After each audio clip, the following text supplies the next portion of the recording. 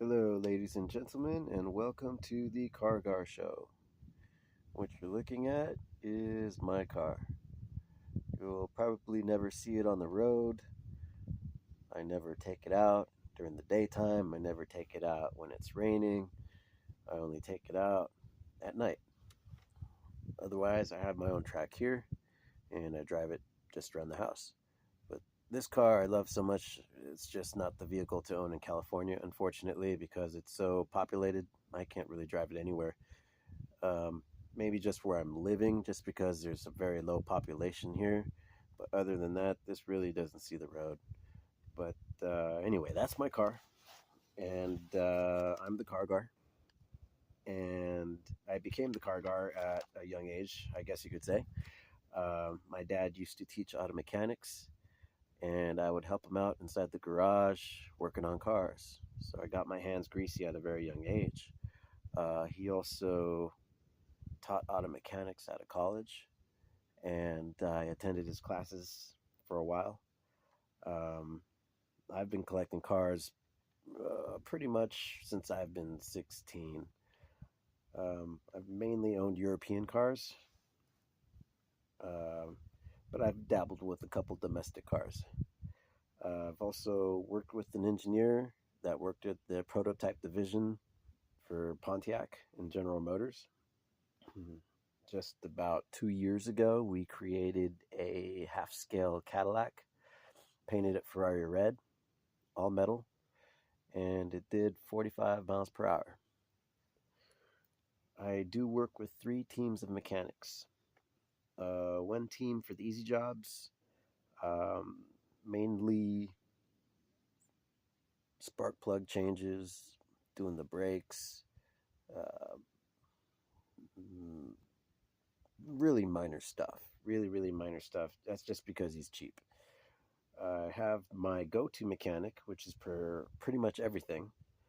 Um, and then I have a third mechanic, which is a Beverly Hills mechanic. So if I have an exotic problem on an exotic vehicle, he's my go-to.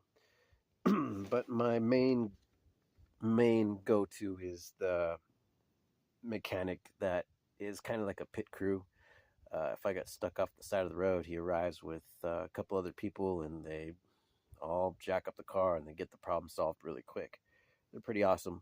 We'll probably have them on maybe in a couple shows, and we'll do an interview with him. Uh, so, what I want to do is basically give rules to this CarGar game and turn you into a CarGar, because it's not really about my car. It's not really about me. It's really about you and turning you into a flipper. So, every other episode, I'm going to give you some rules. For today, we're going to discuss sourcing. And sourcing is very important because it's actually half the battle. You don't want to buy a salvage vehicle because you're going to get stuck with that salvage vehicle no matter if it's in mint condition, no matter if it's working perfectly, no matter if it has no miles or low miles. Just you don't want a salvage vehicle at all. I learned that very early on in the game, and I've only owned one salvage vehicle. You're going to want to buy from an original owner. An original owner is going to take care of his car better than anybody else, better than the dealership. So I would recommend finding a original owner vehicle to buy from. I would also recommend something low mileage. What I consider something low mileage would be between, say, 50,000 to 150,000. And I'm talking European cars here, mainly Mercedes and Volvo. Um, of course, the car needs to be immaculate, inside and out, as much as possible. If you can have a really good paint job on top of that, that's frosting on top, because that's the first thing people are going to see. And I would say maybe 90 to 95% of my vehicles were immaculate inside as well as outside and had almost perfect paint. You're going to want a vehicle that has no leaks, no smoke coming from the exhaust pipe, and a smog certificate. What I would actually recommend is a compression tool because it's actually more accurate than a smog certificate because you can fake a smog. But if you bring your compression tool and if the owner will let you test the compression, it's a very easy, quick way to find out what exactly that engine's putting out compression wise. Uh, I would also recommend a FaceTime video. So that way you know exactly what you're getting into. I actually wish I would have FaceTime videoed the vehicle that will be in the next show, and that's a Toyota Camry Generation 4. Um, we traveled 150 miles to buy this car, and distance is a big thing, ladies and gentlemen. Um, some of you are local, will maybe only go maybe 7 miles, maybe 15 miles to buy a car. Not me. I'll go to the next state over if I really, really want it. In this case, I wanted this Toyota Camry that was 150 miles away. Here is the thing. What I saw on the Craigslist ad was not the vehicle that I showed up to buy. Not at all. And I'll tell you that it worked out for me only this one time, which is a rarity. It probably will never happen again. The ad on Craigslist was for a 6-cylinder and it had a dent just under the rear pillar. I called the guy and I asked him if it was a 4-cylinder, and he said yes. The ad read it was a 4-cylinder, but the pictures I was looking at was a 6-cylinder. So I decided to go. I was curious if this guy knew really what he had in his car or not. So I drove out there 150 miles with my girlfriend, and I looked over the car for 4 minutes. It was about 4 o'clock, 5 o'clock. The sun was going down. I drove it for about 4 minutes. And believe me, ladies and gentlemen, all my checks were crossed. Everything was what I was looking for on this car, but I did not look at the tires. It was a 4-cylinder. I wanted a 4-cylinder more than a 6, and there was no dent on the car. Total straight body. Clean interior as well. However, I did not check the tires.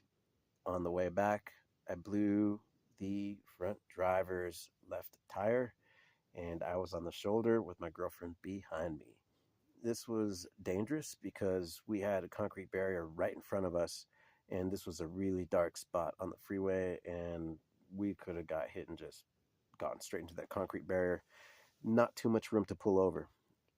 Not too much space to park on that shoulder. And that's why that concrete barrier was directly in front of us. But like I said, what I'm saying here is that a FaceTime video would have definitely helped because I would have definitely known what I was getting into. I would have definitely have seen the tires on the FaceTime video. I would have looked at the motor, known what I was getting into. In this case, it was exactly what I wanted. I wanted this 4-cylinder. However, like I said, the tires went out, or one of the tires went out. So, yeah.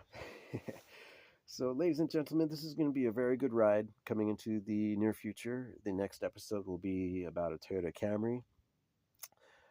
We will also take a road trip, possibly into Canada. We will take the car you're looking at up for a test drive. Maybe one of these days. Well, not so much test drive, a fun drive. I drive it out on the road maybe once a month, if that. So we'll get it out there and we'll get it on video. But yeah, we're going to have fun because fun is what this is all about, ladies and gentlemen. If you're not having fun doing this, then it's really not worth it. I mean, you'll make a profit, but you need to have fun if you're gonna do this. And I have fun doing this because this is all I'm gonna do. I mean, even if I struck the lottery tomorrow, I would still do this, and I wouldn't even go for the real expensive stuff. Just what I'm into now. So, anyways, ladies and gentlemen, I look forward to entertaining you. I look forward into turning you into a CarGar. And with that, ladies and gentlemen, CarGar signing out. Please subscribe or leave a comment below.